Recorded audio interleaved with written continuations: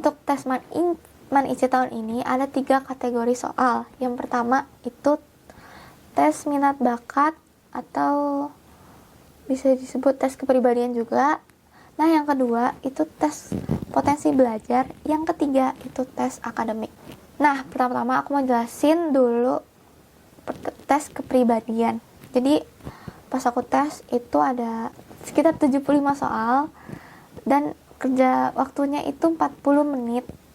Nah, ini tuh soalnya isinya tuh kayak studi kasus atau kayak tentang suatu sifat atau suatu sikap terhadap sesuatu hal atau masalah yang terjadi biasanya di lingkungan asrama. Di sini kalian harus milih di antara 5 pilihan. Jadi pertama itu sangat setuju, yang kedua setuju, yang ketiga aku nggak inget tapi kayaknya nggak dua-duanya, intinya bukan dua-duanya, bukan empat-empatnya ya. Jadi bukan di antara itu, intinya netral. Yang keempat itu tidak setuju, yang kelima itu sangat tidak setuju. Nah, contoh soalnya tuh seingat aku kayak misalnya kalian marah jika diejek teman. Nih misalnya kayak gitu. Saya marah jika diejek teman. Nah, kalian harus milih di antara 5 pilihan itu. Kalian setuju nggak? Kalau misalnya sangat setuju kalau kalian emang tipenya pemarah gitu, atau kalian enggak kok, aku orangnya sabar gitu. Jadi kalian bisa milih di antara itu. Nah, saran dari aku untuk ngerjain tes ini, kalian harus jujur. Intinya kalian jawab sesuai dengan kepribadian kalian dan pendapat kalian masing-masing. Jangan bohongin diri kalian sendiri. Nah, sebelum tes juga, sebelum nentuin sekolah MAN-INSA Cendekia, sebelum kalian tes, saran aku kalian siapin mental kalian dan sikap kalian untuk masuk asrama. Nah, ini juga saran aku, kalian harus bisa jangan labil. Jadi saran aku jangan pilih nomor 3, karena itu kalian berarti tidak tahu sikap kalian sendiri. Jadi pastiin kalian jawab 1, 2, atau 4 dan 5 begitu. Nah, yang kedua itu ada tes potensi belajar. Nah, di tes potensi belajar itu ada 78 soal dan harus kalian kerjain dalam waktu 60 menit. Aku ingat banget pas kerjain itu kayak benar-benar hektik karena soalnya banyak banget. Dan kalian harus ngerjain dalam waktu 1 jam. Itu berat banget. Jadi berarti satu soal tuh kurang lebih 1 menit doang. Nah, untuk tes potensi belajar itu ada beberapa bagian. Itu ada 3. Itu pertama ada verbal, ada kedua numerik, dan ketiga analisis. Nah, untuk soal verbal itu kayak penggunaan bahasa Indonesia sehari-hari, kayak tanda titik, koma, atau sinonim, antonim, dan sebagainya. Menurut aku ini kayak soal verbal pada umumnya gitu. Kalian bisa cari di internet, atau kalian bisa beli buku-buku tes potensi belajar gitu di toko buku, karena itu pasti mirip-mirip soalnya. Dan untuk soal numerik itu hitungannya itu matematika yang dasar menurut aku, yang masih umum. Jadi kayak matematika kayak SD, SMP tapi simple gitu. Kalian juga bisa cari di internet ataupun di toko buku juga. Nah, yang terakhir itu soal analisis. Itu bakal dikasih 2 pernyataan. Dan nanti kalian disuruh milih jawaban paling benar di antara pilihan-pilihan itu. Nih, misalnya kalian kayak misalnya gini. Saya suka roti margarin. Saya tidak suka roti kacang gitu. Nggak salah aja sih. Nah, pilihannya tuh biasanya gini. Saya suka roti gitu. Terus pilihan lanjutnya, saya suka roti margarin. Intinya kalian harus teliti, kalian harus baca benar-benar, dan kalian harus bikin kesimpulan sendiri. Saran aku itu latihan, benar-benar latihan. Kalian harus latihan soal analisis, karena banyak kok contoh-contoh latihan soal analisis di internet. Nah, yang terakhir dan paling menyeramkan itu adalah tes akademik. Nah, itu waktunya itu kurang lebih 2 jam dan dibagi sesuai mapelnya. Ada 5 kategori soal dan ada 100 soal. Jadi kalian harus selesaiin 100 soal dalam waktu 2 jam aja. Dan untuk pelajarannya, pertama ada penalaran matematika, yang kedua ada literasi keislaman, yang ketiga ada moderasi beragama, yang keempat literasi bahasa Indonesia, dan yang terakhir literasi bahasa Inggris. Untuk matematika itu pakai, jadi soal itu pakai tipe soal hot gitu atau high order thinking skill.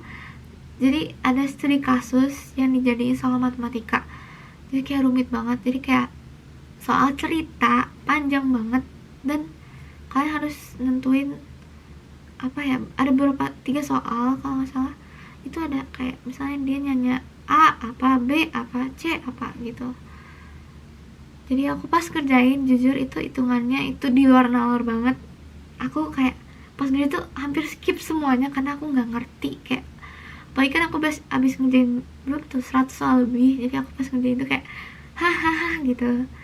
Jadi aku awal-awal karena pengen menghemat waktu juga, jadi aku nge-skip berapa soal, mungkin hampir semuanya aku ngerjain yang bisa, yang menurut aku gampang dulu. Akhirnya aku skip ke soal selanjutnya. Nah, yang kedua ini itu literasi keislaman. Itu jangan khawatir buat anak yang lulusannya SMP, karena soal-soal ini kayak soal-soal hadis gitu, kayak soal hadis, terus ada surat juga yang akan disuruh kayak sikap yang sesuai dengan potongan hadis atau surat tersebut. Jadi yang sebenarnya susah itu karena di sini itu pakai Arab gundul. Jadi ini yang dikhawatirkan tuh Arab gundul aja untuk anak SMP, tapi kayak aku tuh kayak pakai nalar aja sebenarnya ngerjainnya, kayak oh ini kayak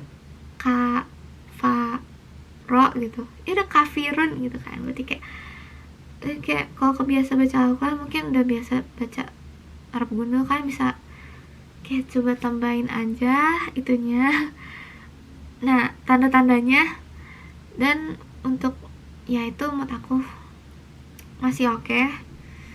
Nah yang ketiga itu ada moderasi agama. Nah moderasi itu apa sih? Jadi itu ini kayak kalian bayangin aja soal PPKN tapi jadiin agama Islam gitu. Dan ini kayak soal paling dikit diantara soal-soal lain. Ini tuh kayak sekitar 15-an kalau salah deh. Jadi ini lebih ke arah sikap yang sesuai dengan pengertian gitu, sikap moderasi di Indonesia, kayak lebih banyak sih toleransi gitu. Intinya kalian harus milih jawaban paling benar, sikap yang paling sesuai dengan kasus di soal itu. Oke. Nah selanjutnya, aku kaget di sini karena ini nggak ada soal bahasa Arab sama sekali, dan itu sangat menguntungkan saya sebagai lulusan SMP karena aku nggak belajar bahasa Arab sekali gitu. Aku baru sadar tuh pas selesai ngerjain tes. Jadi sangat menguntungkan buat kalian SMP negeri yang mau daftar Man IC tahun aku. Insya Allah semoga aja tahun depan juga nggak ada kategori bahasa Arab ya guys. Nah di selanjutnya itu yang keempat di literasi bahasa Indonesia. Itu ada teks panjang lebar kali tinggi gitu, jadi banyak banget tesnya, dan kita disuruh jawab pernyataan yang sesuai, jawaban pernyataan yang sesuai dengan teks. Jadi kayak ada teks panjang, terus kalian misalnya pilih kalimat pernyataan yang sesuai dengan teks, kalian harus simpulin juga kadang. Jadi intinya kalian harus teliti aja. Untuk tipsnya nanti aku jelasin di akhir video.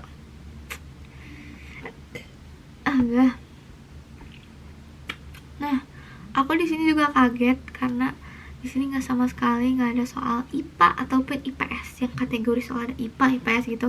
Karena aku sebelumnya ikut salah satu tes seleksi SMA juga, dan itu ada IPA dan ada IPS-nya juga. Jadi pas aku tes tuh kayak bener kaget, nggak ada nih. Ternyata itu kayak terselubung dari tes literasi bahasa Indonesia Jadi tuh kayak ada materi IPA-nya dikit-dikit gitu, kayak mungkin tentang iklim gitu-gitu, tapi ada infografisnya, itu banyak banget ada yang infografisnya. Jadi aman guys, alhamdulillah. Nah, terakhir itu adalah literasi bahasa Inggris. Jadi itu kayak literasi bahasa Indonesia tapi bahasa Inggris semua full. Tapi menurut aku itu masih kata-katanya masih mudah dipahami, yang enggak kayak ada vocab yang enggak aku ngerti sama sekali. Terus dan disuruh jawab pertanyaan sesuai dengan teks, kayak reading IELTS tapi kata-kata itu masih gampang buat dipahamin. Jadi insya Allah aman. Tapi kalian harus rajin membaca, jangan malas guys, jangan malas pas tes.